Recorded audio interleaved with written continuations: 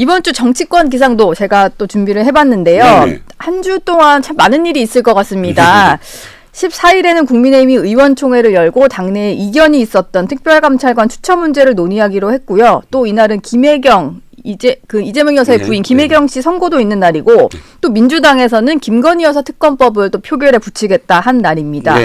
15일은 이재명 대표의 1심 선고가 나오는 날인데 공직선거법 위반 사건이죠. 이번 한 주에 참 많은 일이 있는데 한 줄 평 좀 부탁드릴게요. 11월 달은 또는 올해 1년은 11월 15일을 위해서 준비되어 있었던 날들일 뿐이다. 즉 11월 15일이 가장 중요하다. 가장 중요하다. 역사는 2024년 11월 15일 이전과 2024년 11월 15일 이후로 나뉠 것이다.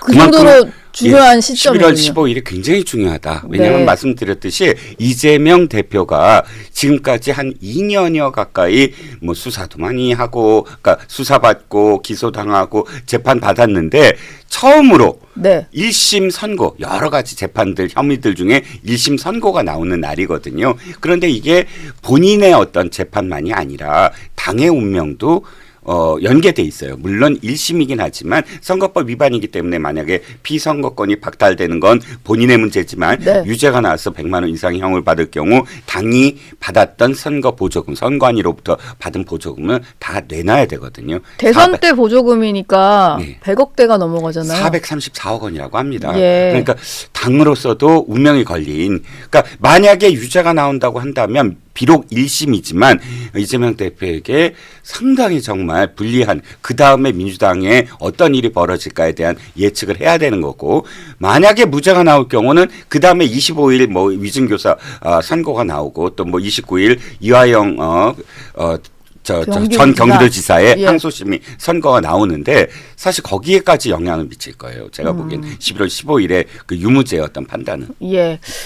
일단 이재명 대표와 관련된 수사가 상당히 길게 진행이 됐는데 대선 전부터 시작된 수사가 그중에 처음으로 1심 선고가 나온다는 것도 좀 의미가 큰 것 같아요. 그렇습니다. 그리고 이건 다른 재판과 다르게 633의 법칙이 있어요. 6개월 내로 1심을 해야 되고 3개월 내로 공직선거법이라서. 그렇죠. 그다음에 나머지 3개월 내로 대법을 해야 되는데 그게 굉장히 늘어졌었잖아요. 근데 이제 조희대 대법원장이 아주 그 명을 내렸습니다. 634의 법칙을, 원칙을 지켜라. 그러니까 특히 이 재판 때문은 아니더라도 하필이면 이 재판을 앞두고 대법원장이 그렇게 명을 내렸기 때문에 이 재판의 유무죄는 바로 대법까지 그대로, 그러니까 이재명 대표가 대선을 치르기 전에 대법 확정이 될 수 있는 그런 재판이라는 거죠. 633이면은 이번에 1심 선고가 나면 33이 남는 거니까 6개월이 남는 거니까 아주 뭐 길게 보더라도 6개월 안에 대법원 확정 판결까지 나와야 되는 거군요. 그렇습니다. 약간씩 어떤 텀이 있어요. 한 달 정도 이렇게 뭐 준비하고 그러면 각각의 4개월이라도 내년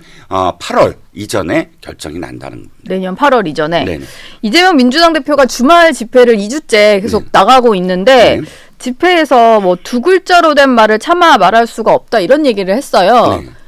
그냥 듣는 사람이 알아서 떠올려라 이러는 것 같은데 뭐 두 글자를 놓고 해석이 분분하더라고요. 해석이 왜 분분할까요? 저는 그냥 들렸는데 두 글자 그 그러니까 말을 하고 들렸는데. 싶었나 보다 들었는데. 그건 탄핵이죠. 제가 보기엔 탄핵이라고 할 수밖에 없고요. 이유는 이거죠. 그러니까 이재명 대표는 아직 탄핵이라는 것이 중도의 어떤 유권자나 혹은 일부 보수의 유권자까지도 다 이렇게 끌어들여야 탄핵이 된다라는 걸 이미 2016년도 박근혜 전 대통령 탄핵 때 이미 다 알고 있거든요. 그런데 또 그 전에 이 노무현 대통령 탄핵 때 보면 탄핵을 했다가 역풍을 맞은 그런 케이스도 있고, 그러면 이 탄핵이라는 것이 그야말로 무르익어야만 결실을 가져올 수 있다. 이런 결론이 나오는데 이번에 아직은 설익었다라고 생각을 하는 것 같아요. 그러니까 탄핵은 정말 말을 하고 싶은데도 탄핵이라는 그런 당대표가 그 말을 함으로써 이 당이 탄핵으로 이렇게 그 완전히 전선을 형성했을 때 역풍이 아직은 불 것 같다라는 거. 그리고 또 자신의 어떤 사법 리스크 때문에 탄핵으로 연결시킨다는 그런 지금 비판에 직면해 있으므로 아주 조심스럽게 어쨌든 탄핵에 대한 빌드업을 하고 있는데 이렇게 보이죠. 그러니까 술을 먹고 운전을 했는데 음주운전이라고는 말할 수 없다. 그 얘기랑 좀 비슷하지 않아요? 그런 의미로 해석을 해주셨습니다. 민주당 입장에서 고민스러울 것 같은 게 아마 장외 집회를 하고 있는데 모이는 인원수가 좀 걱정일 것 같아요. 왜냐면은 첫 번째 집회 때 본인들 주장은 30만 명이 왔다 이랬거든요. 네. 그때 경찰 추산은 17,000명이었고 네. 네. 그리고 그 기간 동안 대통령 기자회견이 있었고 네. 민주당에서는 대통령 기자회견에 대해서 엄청나게 비판을 했기 때문에 이 기자회견에 실망한 사람들이 더 나올 수 있다 이렇게 봤을 것 같고 그리고 그 기간 동안 명태균 씨 관련된 추가 의혹들도 여러 매체에서 보도를 했었단 말이에요. 네. 근데 지난주에 보니까 민주당에서 주장하는 것도 10만 명 줄인 20만 명이라고 하고요. 네. 경찰 추산도 15,000명이라고 하는 거 보니까 네. 오히려 한 주 전보다 더 줄어든 상황이에요. 네. 이건 동력이 좀 약해졌다고 봐야 될까요? 그러니까 이번에 더 늘었어야 돼요. 무조건. 왜냐하면 예.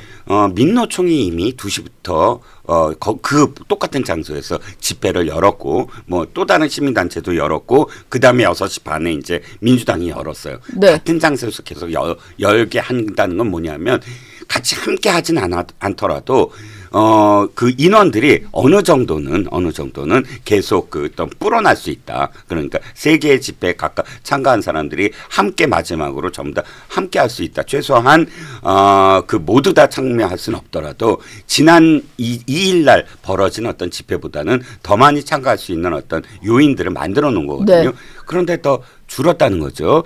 근데 이게 왜 치명적이냐면 야당이 네. 거리로 나간 거예요. 예. 이럴 때 기억하시겠지만 대개는 정책 갖고 나가요. 그러니까 부딪히는 어떤 주요 논점, 예를 들어서 박근혜 대통령의 한나라당, 박근혜 대표 시절에 한나라당이 뛰쳐나갔을 때는 사학법 개정 때문에 뛰쳐나갔고 네. 또는 국정 교과서 때문에 뛰쳐나갔고 이렇게 어떻게 진영 간에 굉장히 주요 쟁점이 될 수 있는 어떤 논란을 갖고 뛰쳐나가서 진영 간의 어떤 세를 모이게 하고 또 정당이 뛰쳐나가면 사실은 전 당원들이 전부 다 총동원령을 내려요. 특히 뭐 대표까지 나가서 뭐 연설을 하고 할 정도면 네네, 그렇죠. 전국적으로 다 모일 것 같은데. 그렇죠. 총동원령을 실제로 내렸고 또 이재명 대표가 개항을 주민들한테도 이 메시지를 보냈어요. 개항을 주민들, 개항을 깃발 아래 다 모입시다. 자기가 직접 이렇게 한다는 건 그만큼 현역 의원들한테 내가 당대표도 내 지역구에 이렇게 하는데 네. 다 해라. 뭐 이런 동료의 의미였고 그렇다면 정말 전 지역구 예를 들어서 한 250개 지역구에 사실 100명씩만 동원을 했다고 하더라도 2만 5천 명은 기본적으로 모여야 되거든요. 네. 그런데 지금 경찰 추산이 어느 정도는 맞을 수 있는 게 2일 날 그 서울역 부근에서 서울시 이 도시 데이터가 있어요. 그러니까 운집하는 이 실시간으로 운집하는 어떤 데이터가 있는데 거기에 28,000명으로 찍히더라고요. 그 동시간대에. 근데 원래 유동인구 토요일 날 그 시간대에 어떤 유동인구가 한 13,000 정도 된대요.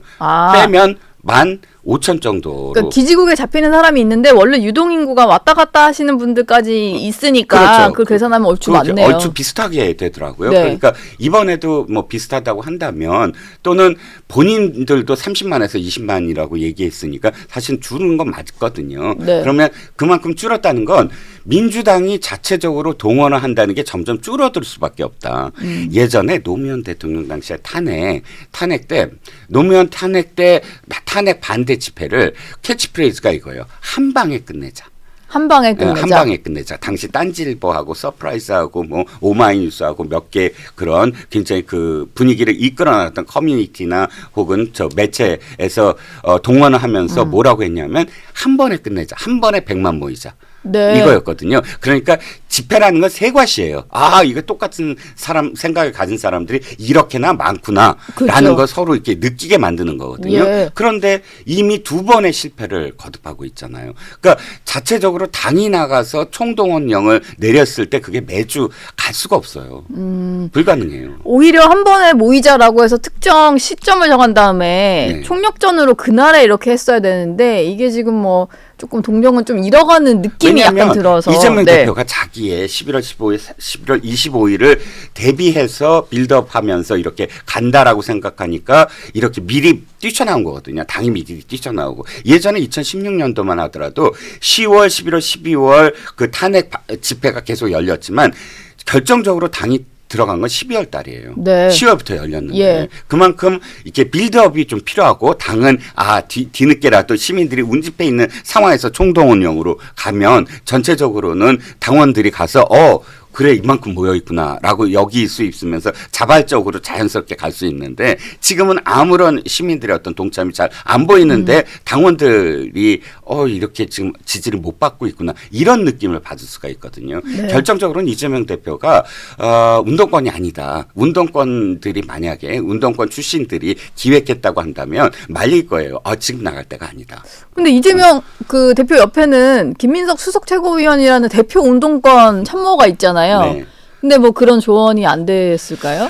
그건 좀 다르죠, 성격이. 김민석, 이거 약간 얘기가 다른데, 김민석 수석 최고위원은 서울대 총학생회장 출신인데, 당시에 그 운동권은 총학생회장은 사실은 얼굴 위주의 어떤 그런 느낌이에요. 그래서 대개는 잘생기고 서울 출신이고, 이렇게 하고, 뒤에 전체적으로 기획하는 사람이 있어요. 이를테면 산업행의 백태웅 같은 사람들, 그렇죠. 서울대에. 기획을 하는 사람이 있고 그냥 그렇죠. 총학생회장에 이제 공부 잘하는 얼굴만 그렇죠. 청년은 그렇죠. 그냥 전면에 나서기만. 겉으로 나서서 네. 이렇게 이끌고 구호 외치고 사람들이 자기를 어떤 계속 이렇게 바라보게 만드는 어떤 역할이 있고 실질적으로 기획해서 전체적으로 이 운동권의 어떤 사상적인 측면을 계속 학습시키거나 혹은 이번에 어느 쪽으로 간다라고 결정을 내리거나 하는 것은 사실 그 뒤에 있는 정말 주요 인물들이 있죠. 근데 주요 인물들이 주로 그러니까 민주당에 당직자라든지 굉장히 많았어요. 네. 근데 이번에 비명 행사로 또 많이들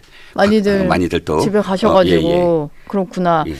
근데 이런 생각도 좀 드는 게 대통령에 대한 민심이 돌아온 건 아니잖아요, 분명. 그러니까 네. 대통령에 대해서도 분명히 그냥 기자회견 보고 실망하신 분들도 꽤 많을 텐데 그럼에도 불구하고 민주당의 집회에 동력이 안 모이는 건 아마 이 집회 의도 자체가 좀 보이기 때문이 아닐까 이런 생각도 좀 들어요. 두 가지죠. 뭐냐면 순수하게 정말 이 정부가 잘못돼 있다는 것을 순수하다는 건 좀 그렇긴 하지만 어쨌든 지적하고 있는 거냐 아니면 이재명 대표의 사법 리스크가 보고자 하는 거냐. 그런데 전적으로 이 후자를 다 믿진 않지만 그러나 지금 계속 재판 일정이라든지 또 보이잖아요. 그러니까 이재명 대표가 또 전면에 나서고 이재명 대표가 예를 들자면 내 사법 리스크는 내가 변호사로 다 알아서 한다. 당은 정말로 민생이라든지 물가라든지 안보에 집중해서 정부를 견제해다오. 이렇게 나섰다면 훨씬 더 이 집회라든지 이 성격이 중도라든지 혹은 일부 보수라도 그 말이 맞다라고 뛰쳐들어갈 수 있을 텐데 보이잖아요. 이재명 대표 우리 11월 15일까지 그래서 뭐를 한다. 14일 날 특검법을 김건희 여사 특검법을 한다. 김건희 여사가 특검법을 받을만 해라고 생각하는 사람은 일지라도 날짜를 보면 딱 14일 김혜경 여사의 법화 선고날 이런 식으로 겹쳐버리니까 순수함, 순수성 이런 진정성 이런 게 안 보인다라고 판단할 수가 있고 두 번째는 탄핵과 특검 이슈가 너무 오랫동안 지속되고 있어요. 탄핵이라는 단어가 나온 지가 꽤 오래된 거예요. 너무 인플레이션이야. 그리고 아무나 국무위원 탄핵도 너무 쉽게 얘기를 하고 말씀하셨듯이 실제 이루어지기도 검사 하고. 일개 진짜 검사까지 부장검사도 아니야. 일개 검사까지도 탄핵한다 이런 식으로 으름장을 놓고 있는 상황이니까 대통령 탄핵이다. 탄핵이 정말 이게 엄중하게 정말 우리가 다스려야 된다. 이 파면해야 된다라는 인식이 들게끔 해야 되는데 너무 남발되고 있다. 라는 겁니다. 너무 남발되고 너무 있다. 일상화되고 있어요. 탄핵이란 표현 자체가. 예. 한동훈 대표는 민주당 규탄 집회가 이제 이재명 대표를 위해서 판사 겁박, 무력 시위를 하는 거다 이렇게 얘기를 했는데 그러면서 무죄인 거를 좀 자신하면 생중계 요구를 좀 받아들여라라는 얘기를 하고 있어요. 이재명 대표가 가장 아픈 부분이죠. 이재명 대표가 지금까지 한 말이 있었거든요. 삼척동자가 보더라도 이건 무죄다. 누가 보더라도 이건 정치 검찰의 정치 보복이다. 이런 워딩을 지금 했잖아요. 그렇다면 한동훈 대표가 얘기한 대로 무죄라면 생중계하는 게 훨씬 유리해요. 지난번에 2020년도에 경기도 지사 시절에 선거법 위반, 공직선거법 위반으로 대법 에서 무죄를 낼 때 그때 생중계했거든요. 근데 그때는 생중계를 했는데 이번에는 생중계를 안 한다고 한다면 이렇게 얘기할 거예요. 그때 무죄될 거 미리 알았구나. 재판 거래했구나. 권순일 대법관한테 이미 무엇인가가 갔구나. 그래서 생중계를 받아들였구나. 이렇게 지금 그러니까 의혹을 제기할 수가 예, 있잖아요. 오해를 살 수가 있네요. 오해를 충분히 살 수 있는 대목이지요. 그러니까 전현희 의원이 너무 강하게 얘기했어요. 망신주기예요. 생중계는. 그때 바로 비판이 이렇게 들어왔어요. 아니 지금 전현희 의원이 이재명 대표에 대한 믿음이 굉장히 지금 부족하다. 이재명 대표가 지금까지 하신 말씀이 다 무죄인데 망신주기라고 얘기한 건 유죄일 때 망신주기잖아요. 그렇죠. 생중계를 했는데 유죄야. 그러면 막 피고인이 얼굴이 막 헬쓱해져. 막 그러면 망신주기잖아요. 그런데 망신주기라고 아예 그렇게 단언을 하면 두 가지 중에 한 가지예요. 이재명 대표에 대한 신심이 부족하다. 두 번째는 자기가 그러니까 그 변호인 출신, 그러니까 법조계 출신이잖아요. 이수진 의원처럼 이 상황을 너무나 정확하게 알고 있다. 어떤 선고 결과가 나올지에 네. 대해서 조금은 예측을 하고 있다. 네. 일단 15일이 가까워질수록 뭐 여야 간의 어떤 이런 서로 간의 이제 말 경쟁이 좀 치열해지지 않을까 싶은데 네. 주요 일정이 참 많은 것 같고 14일에 좀 몰려 있는 것들은 다시 한번 얘기를 네네. 해보겠습니다.